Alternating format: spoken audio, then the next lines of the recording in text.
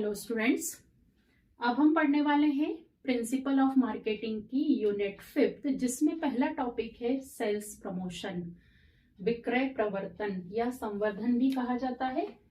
तो sales promotion का जो आशय है वो क्या होता है वो पहले हम समझ लें। देखिए, सेल्स प्रमोशन मीन्स क्या होता है? आगे बढ़ाना। जैसे पद जो रहते हैं उसमें प्रमोशन होता है, ऐसे ही विक्रय को बढ़ाना। तो पारिभाषिक शब्दों में हम कैसे लिखेंगे कि किसी वस्तु के विक्रय को अधिक से अधिक करने के लिए जो गतिविधियां की जाती हैं वह सभी सेल्स प्रमोशन में आती हैं, विक्रय प्रवर्तन में शामिल होती हैं। या दूसरे शब्दों में हम समझें तो विक्रय प्रवर्तन से आशय में उन सभी गतिविधियों को शामिल किया जाता है जो किसी उत्पाद के विक्रय को बढ़ाने के लिए की जाती है, जैसे विज्ञापन, व्यक्तिगत विक्रय, मेले, प्रदर्शनियां, बहुत सारी चीजें जो है वह की जाती है। मेन उद्देश्य क्या होता है इसका? विक्रय को बढ़ाना। कैसे अधिक से अधिक कोई उत्पादक विक्रय को बढ़ाए।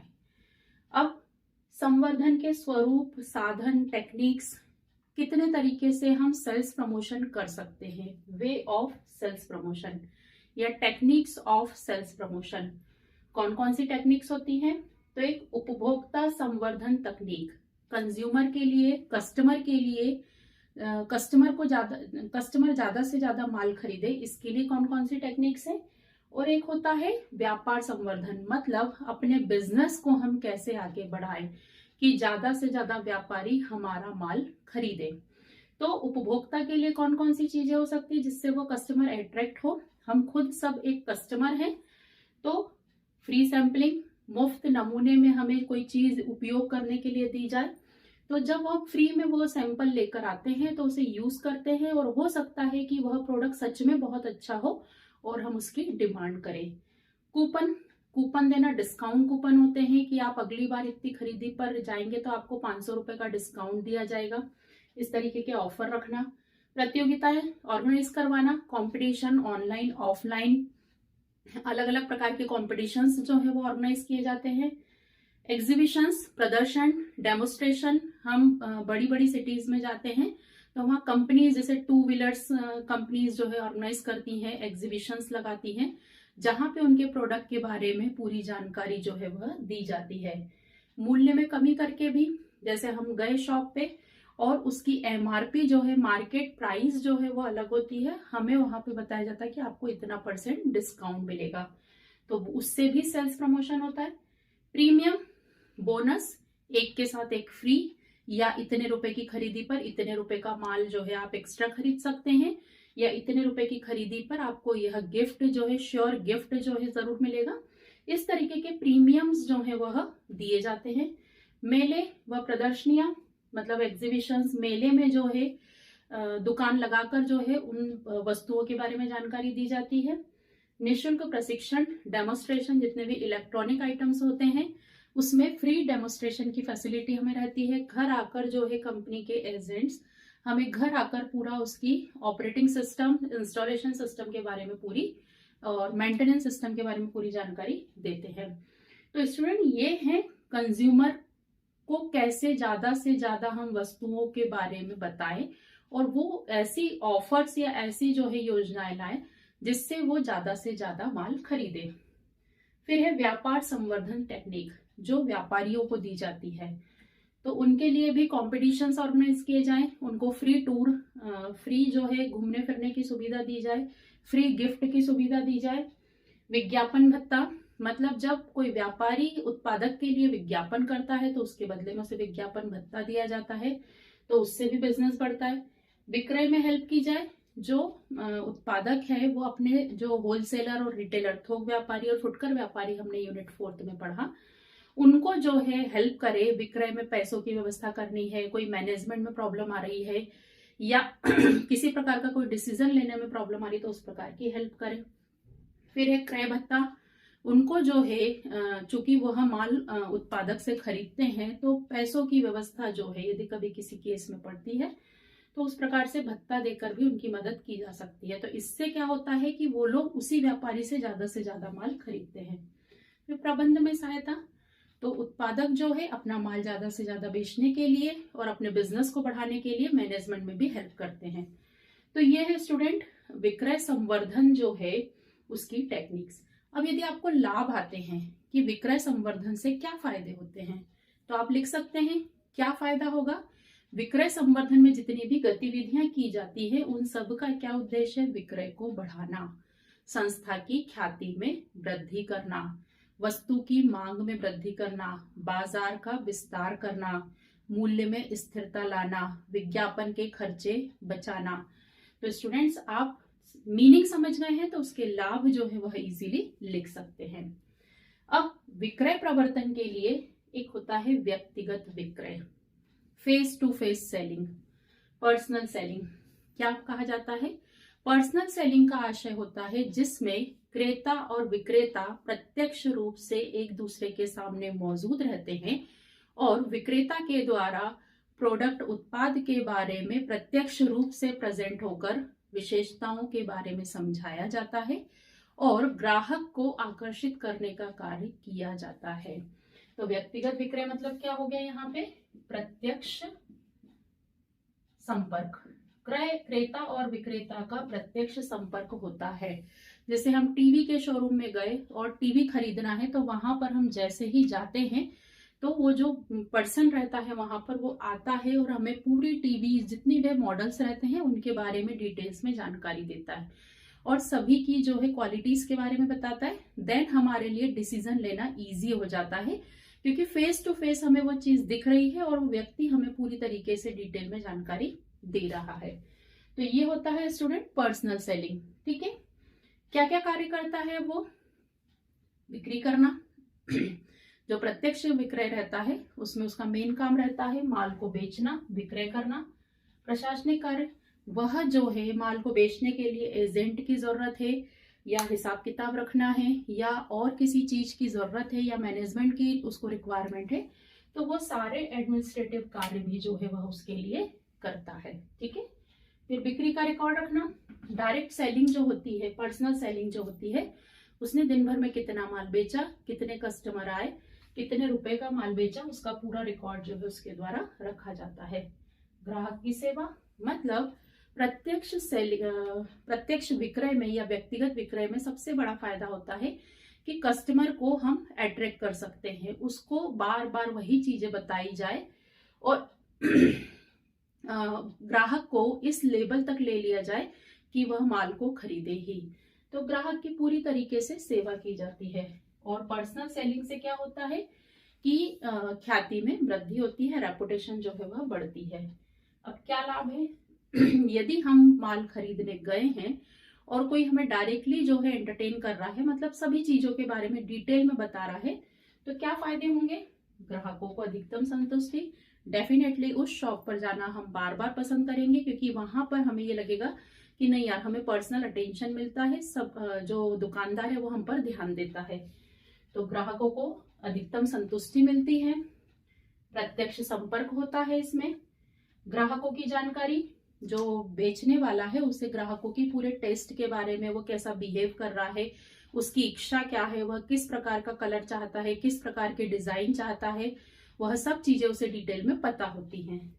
फिर लचीली विक्रय व्यवस्था, इसमें जो है कस्टमर के अकॉर्डिंग डिसीजंस को चेंज कर लिया जाता है। कस्टमर को लगता है नहीं मुझे ऐसी चीज नहीं चाहिए है, मुझे थोड़ा सा इसमें चेंज चाहिए, तो विक्रय व्यवस्था जो है उसमें ऑप्शन हो जाते हैं और उस हिसाब से कस्टमर के अकॉर्डिंग जो है चीजें चेंज हो जाती है। फिर वस्तु का प्रदर्शन तो है ही, जो व्यक्ति रहता है, विक्रेता रहता है, वह डिटेल में प्लस और माइनस सारे पॉइंट्स को समझाता है और अधिक प्रभावी है। पर्सनल सेलिंग डेफिनेटली बहुत ज्यादा इफेक्टिव है, लेकिन इसके कुछ लॉसेस भी हैं, दोष भी हैं, प्रॉब्लम्स भी हैं। सबसे ज्यादा हाई कॉस्ट, लागत बहुत ज्यादा लगती है। यदि एक एक कस्टमर को अटेंड करने के लिए एक एक एजेंट रहता है और ऐसे दिन भर में यदि 100 कस्टमर आ रहे हैं और 100 को अटेंड करना है, तो पेइंग कॉस्ट जो है, लागत जो है वो बहुत ज्यादा हो जाती है। फिर कुशलता का अभाव, किसी व्यक्ति के दिमाग को यूज करना, मतलब हम यहाँ पर कस्टमर को पूरा वो डालते हैं, प्रभाव डालते हैं कि वो हमारे प्रोडक्ट को खरीद ले, तो इसके लिए जो है हर कोई व्यक्ति ये काम नहीं कर सकता है, इसके लिए एक्सपर्ट का होना बहुत जरूरी है। तो बहुत सारे केसेस में सेल्समैन जो रहते हैं वह एक्सपर्ट नहीं होते हैं। सही समय देना, पर्सनल सेलिंग है, व्यक्तिगत विक्रय में सही समय देना जो है, प्रॉपर समय देना बहुत जरूरी होता है। तो बहुत सारी जगह पर पर्सनल सेलिंग इसलिए फेल हो जाती है कि वह समय नहीं दिया जाता है। तो इस प्रकार से इसके कुछ लॉसेस भी हैं। तो ये है स्टूडेंट हमारा सेल्स प्रमोशन और पर्सनल सेलिंग। अब हम देखेंगे सेल्स प्रोसेस, विक्रय की प्रक्रिया कैसे की जाती है। इसको विक्रय प्रविधि भी बोलते हैं, मतलब सेल्स की प्रोसेस, किस तरीके से सेल्स की जाती है या उसकी तैयारी कैसे की जाती है। और देखेंगे हम विज्ञापन तो विक्रय पूर्व तैयारी, माल को बेचने से पहले जो है पूरी प्लानिंग की जाती है। तो कौन कौन सी प्लानिंग होती है विक्रय के पूर्व की। सबसे पहले क्रेताओं की पहचान करना, हमने कौन सा प्रोडक्ट बनाया है और उसको खरीदने वाले जो है परचेसर बायर कौन है। तो क्रेताओं की पहचान करना कि हमारा प्रोडक्ट कौन से लोग खरीदेंगे। फिर सूचनाओं का संकलन करना, जितने भी क्रेता हमें संभावित क्रेता लग रहे हैं, एक्सपेक्टेड बायर हैं जो खरीद सकते हैं, उन सभी की सूचनाएं एकत्रित करना, कलेक्ट करना और फिर प्लान बनाना। यह जो है एक विस्तृत योजना बनाना। हमने क्रेताओं को ढूंढ लिया है, अब हमें उनसे संपर्क करना है, उनकी पूरी सूचनाएं निकालनी है, वो कब मिलते हैं, किस तरीके से उनसे बातचीत करनी है, उनकी पूरी जो है डिटेलिंग हमने निकाल ली है। उस हिसाब से, इन दोनों बातों के हिसाब से हम क्या करेंगे, योजना बना लेंगे। नियोजन क्या होता है ये समझ चुके हैं। फिर विस्तृत योजना हम लिखित रूप में उसको प्लान आउट कर लेंगे। उसके बाद हम साक्षात्कार की व्यवस्था करेंगे, इंटरव्यू की, डायरेक्ट क्रेता से मिलने की। तो वो अवसर जो है जनरली दुकान पे खुद कस्टमर आ जाता है, कभी कभी हमें जाकर जो है कस्टमर को अट्रैक्ट करना पड़ता है। तो वो अवसर खोजना, तो कभी कभी क्रेता खुद चलकर जब उसे खरीदना होता है तो शॉप पे खुद आ जाता है, तब कोई दिक्कत नहीं है। कभी कभी हमें कस्टमर को अट्रैक्ट करने के लिए उस तक पहुंचना होता है। तो जनरली हम देखते हैं कि शॉपकीपर जो दुकानदार हैं वह एजेंट बिठाते हैं। वो एजेंट जो है कस्टमर को बार बार बोलते हैं आपको ये खरीदना है कि इस दुकान में आइए, माल बहुत अच्छा है, ऐसा। तो अवसर जो है क्रेता और विक्रेता दोनों के द्वारा, क्रेता के द्वारा दे भी दिया जाता है, नहीं भी दिया जाता है। तो विक्रेता को इस प्रकार की व्यवस्था अपनी दुकान में करनी होती है।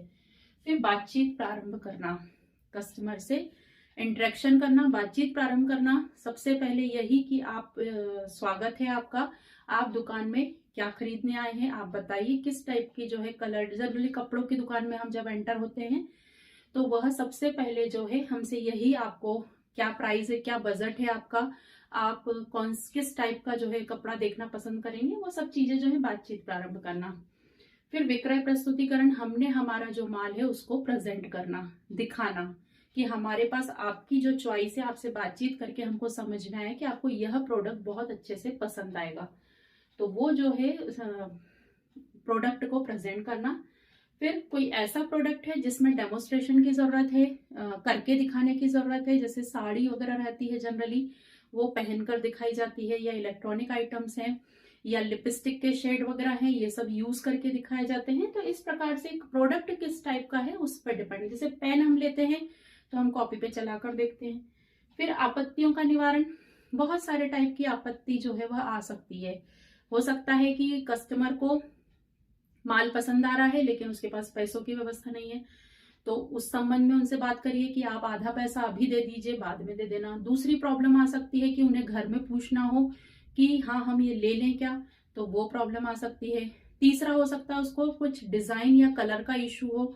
तो इस प्रकार से उसकी कौन सी आपत्ति है, उसे कहाँ ऑब्जेक्शन हो रहा है, उसे प्रोडक्ट तो पसंद आ रहा है लेकिन पैसे नहीं है, उसे किसी बड़े से पूछना है, उसे 2 दिन बाद लेना है, उसे किश्तों में लेना है, या उसे वो डिजाइन पसंद नहीं आ रही है, कलर वगैरह सब, कपड़ा क्वालिटी समझ में आ गई। तो ये बहुत सारी प्रॉब्लम्स हो सकती हैं। तो उन सबको जो है आप उसके लॉजिक्स दीजिए, तर्क दीजिए और समस्या का निवारण। विक्रय का समापन, यदि कस्टमर ने उस चीज को खरीद लिया बहुत अच्छी बात है, तो वो विक्रय का समापन हो गया। दूसरा तरीका हो सकता है कि कस्टमर मना कर दे कि मुझे नहीं खरीदना है। तीसरा हो सकता है कि कस्टमर जो है वह कहे कि मुझे पसंद तो आ रहा है लेकिन पैसे नहीं है, मैं जब पैसे लेकर आऊंगा तब जो है आपसे खरीदूंगा, तो वो विक्रय का समापन। तो उस केस में जो है यदि कस्टमर नहीं ले जा रहा है तो आप एक इमोशनल अपील, भावनात्मक अपील कर सकते हैं, उसे लॉजिक्स दे सकते हैं, और अपनी दुकान की जो फैसिलिटी आप दे सकते हैं डिस्काउंट की या बाद में पेमेंट करने की या कुछ और फैसिलिटी आप दे सकते हैं, तो वो आप उसे बताइए। तो इस प्रकार से पूरी प्रक्रिया जो है कंप्लीट होती है। अब हम बात करेंगे एक सक्सेसफुल सेल्समैन कैसा हो। कैसा सोचते हैं आप लोग कि एक सफल विक्रयकर्ता, मतलब जो सेल्समैन है, हमारे पास बहुत से जो है सेल्समैन आते हैं पर हम बोलते हैं यार इसमें दम नहीं है, तो हम उसको किस बेसिस पे जज करते हैं, कौन कौन से गुण होना चाहिए। सबसे पहला गुण, ये पॉइंट मैंने नहीं लिखे हैं, ये गुण जो है आप आराम से बना सकते हैं। आकर्षक होना चाहिए, उसका जो पर्सनैलिटी है, व्यक्तित्व जो है वह आकर्षक होनी चाहिए। बातचीत करने का ढंग जो है वो सौम्य होना चाहिए, सभ्य होना चाहिए, शालीनता होनी चाहिए। शब्द जो है वह नपे तुले होना चाहिए। कई बार कुछ विक्रयकर्ता जो है अननेसेसरी जो है बहुत ज्यादा बोलते हैं, तो हमें जो है उसकी बात समझ में नहीं आती, हम और चिढ़ जाते हैं। दूसरी, उसे वस्तुओं का पूरा ज्ञान होना चाहिए, कंपनी की पूरी पॉलिसी के बारे में जानकारी होनी चाहिए, उसे बाजार का पूरा ज्ञान होना चाहिए, और इसके अलावा उसे सरकार की कौन सी नीतियां चल रही हैं इस संबंध में भी पूरी बात होना चाहिए। उसका पहनावा जो है वो व्यवस्थित होना चाहिए, सिस्टमैटिक होना चाहिए। तो स्टूडेंट, ये जो है पॉइंट आप इसमें लिख सकते हैं। अब हम आते हैं विज्ञापन। इस यूनिट का आईएमपी क्वेश्चन है, विज्ञापन क्या होता है इसका? विधन ज्ञापन, जिस चीज के लिए ज्ञापन दिया जाए, ठीक है। विज्ञापन मतलब कि ग्राहकों को आकर्षित करने के लिए जो है वस्तु के बारे में बताना, जो विशेषताएं हैं, वस्तु के गुण हैं, विशेषता है, उसमें जो क्वालिटी है उसके बारे में जनता को, ग्राहकों को बताना, ताकि वो उस वस्तु को खरीदने के लिए प्रेरित हो। तो विज्ञापन जो है वह अव्यक्तिगत माध्यम है कस्टमर को, ग्राहकों को माल खरीदने के लिए प्रेरित करने का, जिसके अंतर्गत विज्ञापन के विभिन्न साधनों की सहायता से ग्राहकों को वस्तु के बारे में जानकारी दी जाती है और उनसे उस वस्तु के खरीदने की अव्यक्तिगत तौर पे अपील की जाती है। होता है ना विज्ञापन में, हम न्यूज़पेपर में, टीवी में ऐड देखते हैं, यूट्यूब चैनल पे हम ऐड देखते हैं, तो क्या उसका उद्देश्य होता है कि बेच दे माल? उनका उद्देश्य होता है कि हाँ ये प्रोडक्ट मार्केट में है, आप उसकी विशेषताएं उसमें रहती हैं विज्ञापन में, और उन विशेषताओं को देखकर आपको लगता है तो आप उस वस्तु को खरीद लिए। तो विज्ञापन क्या होता है? एक अव्यक्तिगत माध्यम होता है। किस चीज के लिए होता है? वस्तु खरीदने के लिए एक निवेदन होता है, अपील होती है, जिसमें विज्ञापनकर्ता के द्वारा वस्तु की समस्त विशेषताओं का, गुणों का उल्लेख होता है और पूरी जानकारी जो है विज्ञापन में दी जाती है।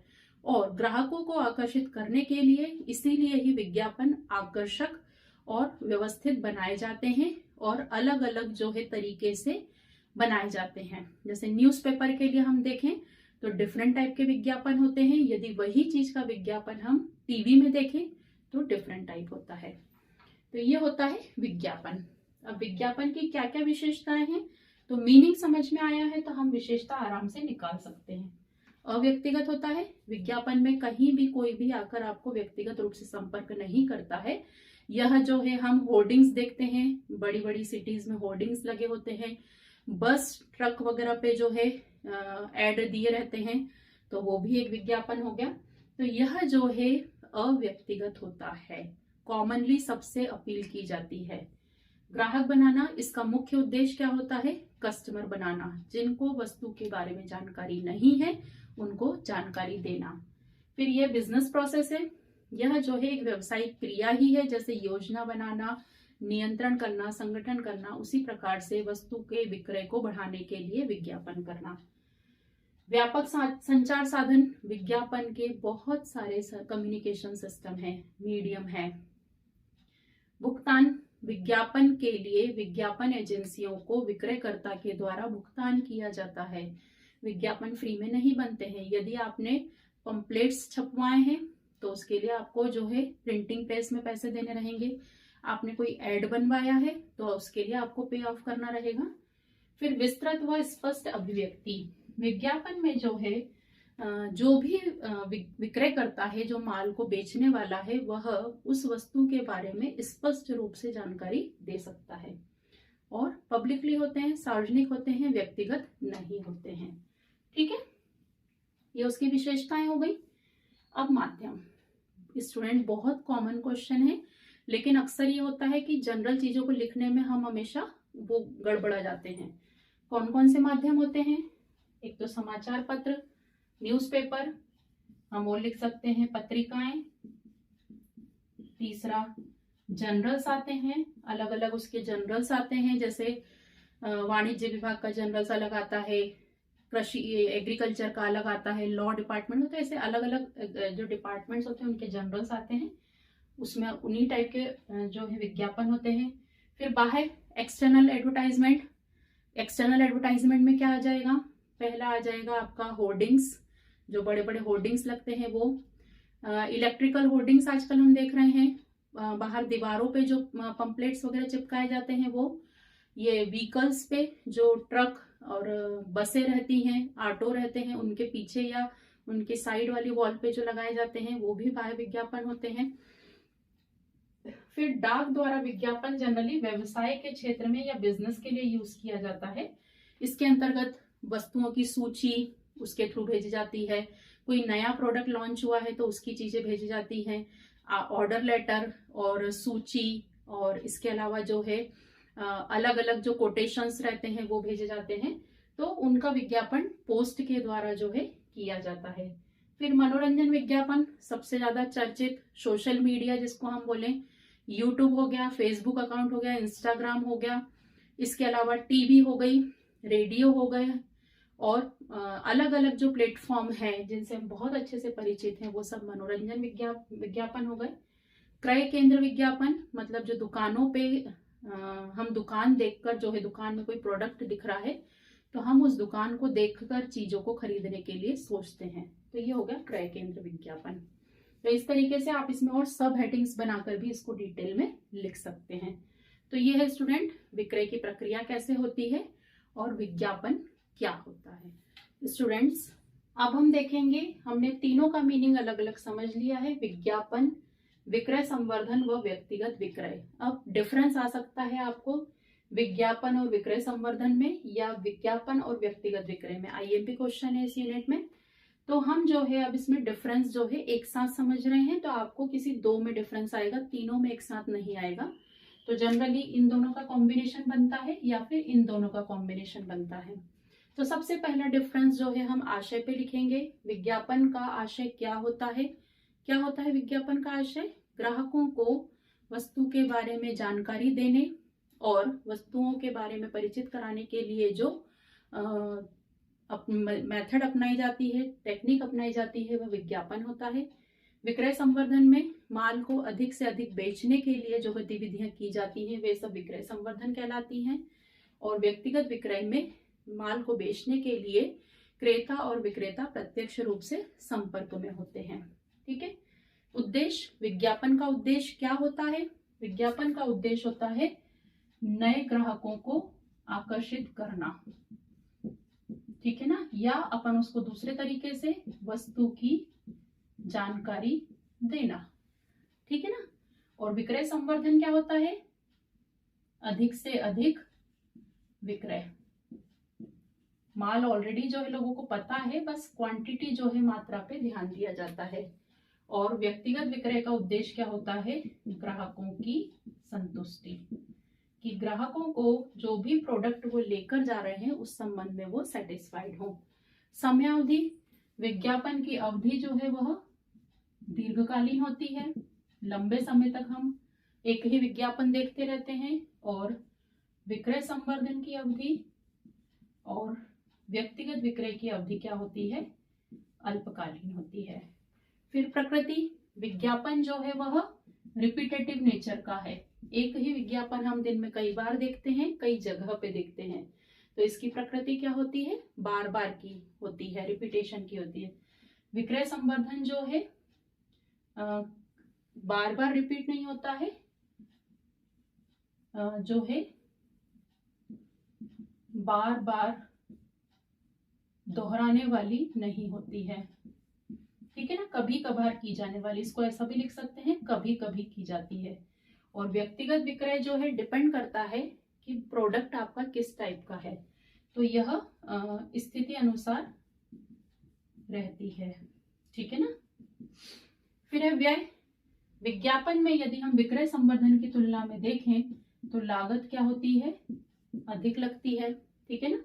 और विक्रय संवर्धन में यदि हम इससे तुलना करें तो लागत कम लगती है, और इसकी तुलना भी हम विज्ञापन से करें तो कम लागत लगती है, ठीक है ना। विज्ञापन का क्षेत्र जो है वह विस्तृत होता है, कहीं भी कैसे भी जो है वह विज्ञापन दिया जा सकता है। विक्रय संवर्धन का इसकी तुलना में सीमित होता है, और व्यक्तिगत विक्रय का भी विज्ञापन की तुलना में देखें तो क्या होता है, सीमित होता है, ठीक है। एजेंसी। विज्ञापन के लिए हमें एक्सटर्नल एजेंसी की रिक्वायरमेंट होती है, ठीक है ना। एडवर्टाइजिंग कंपनीज होती हैं, एजेंसीज होती हैं, उससे कांटेक्ट करना पड़ता है, देन फिर हमारे टीवी के लिए, यूट्यूब के लिए जो है वो विज्ञापन बनाते हैं। और विक्रय संवर्धन के लिए हमें किसी एजेंसी की आवश्यकता नहीं होती है, ठीक है ना। और व्यक्तिगत विक्रय के लिए भी हमें एजेंसी नहीं चाहिए, इसमें तो हमें एजेंट चाहिए होते हैं। फिर उपयोगिता। विज्ञापन जो है वह सभी प्रकार के प्रोडक्ट के लिए बहुत उपयोगी है। किसी भी प्रकार का प्रोडक्ट हम देख लें, यदि एडवर्टाइजमेंट विज्ञापन जो है वह बहुत अच्छे से किया गया है तो उसका इफेक्ट जो है बहुत अच्छा आता है। और विक्रय संवर्धन की उपयोगिता जो है सीमित वस्तुओं के लिए होती है, और जो प्रोडक्ट कस्टमर बेस्ड होते हैं उनके लिए होती है। और व्यक्तिगत विक्रय की उपयोगिता ऐसे आइटम है जो प्रदर्शन के बाद ही खरीदे और बेचे जाते हैं, जैसे इलेक्ट्रॉनिक आइटम्स हो गए जिसमें कस्टमर चाहता है, या कपड़े हो गए जिसमें कस्टमर चाहता है कि उसकी पसंद कलर डिजाइन के हों, शूज हो गए, वो सारे आइटम जो है वो व्यक्तिगत विक्रय के लिए उपयोगी होते हैं।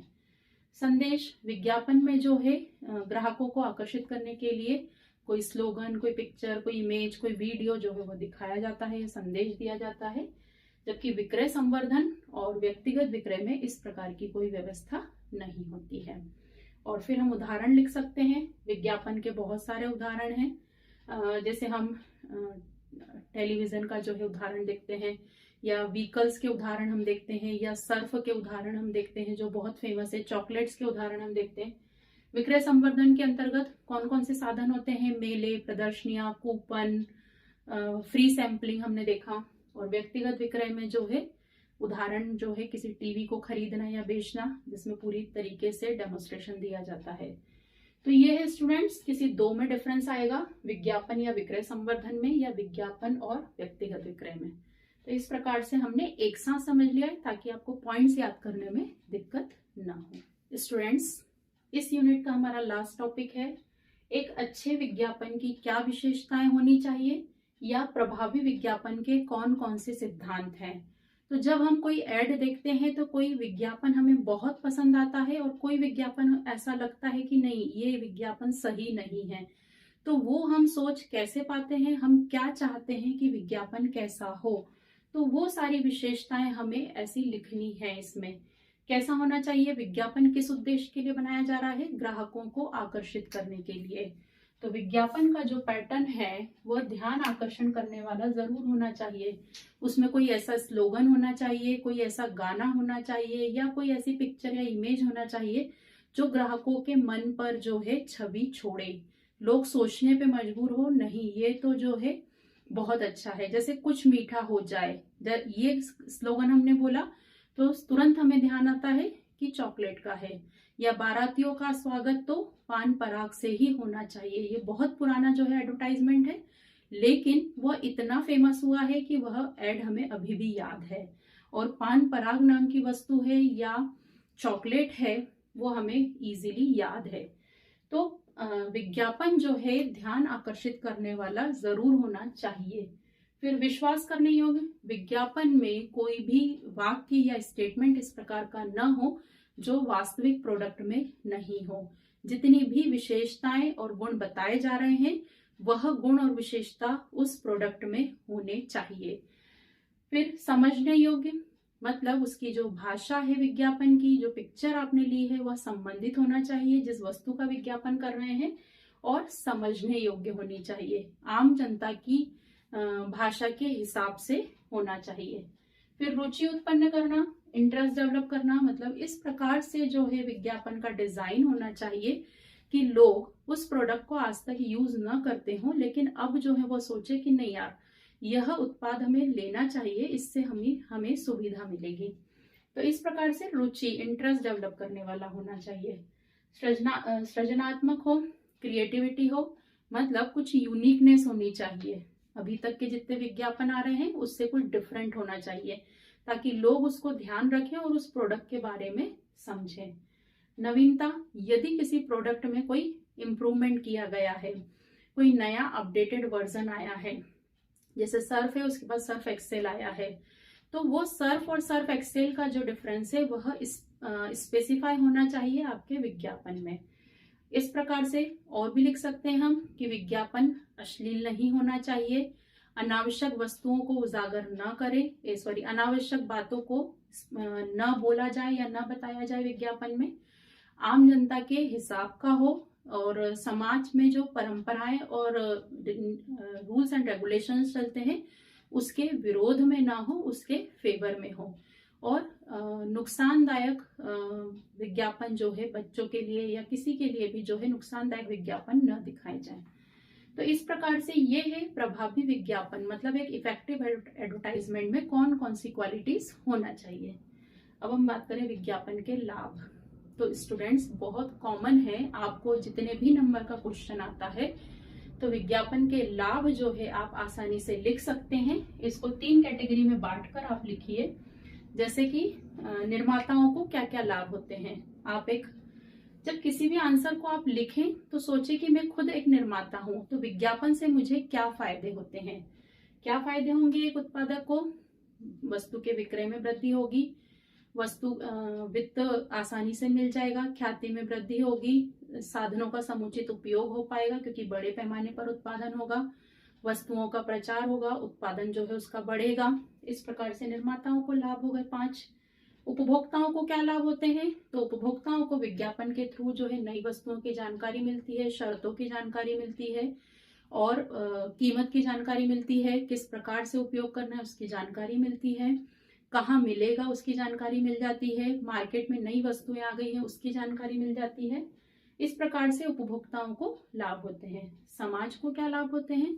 तो समाज को विज्ञापन होने से रोजगार के अवसर, क्योंकि विज्ञापन एजेंसीज काम कर रही हैं, रोजगार के अवसरों में वृद्धि होती है। फिर वित्त व्यवस्था में वृद्धि होती है, जो सरकार की आर्थिक विकास में मदद मिलती है, रोजगार के अवसर जो है ज्यादा से ज्यादा जनरेट होते हैं, क्षेत्रीय असंतुलन जो है वह दूर होता है, मांग पूर्ति में समायोजन इजीली हो जाता है। तो इस प्रकार से विज्ञापन के लाभ जो है आप लिख सकते हैं। तो ये है स्टूडेंट हमारी यूनिट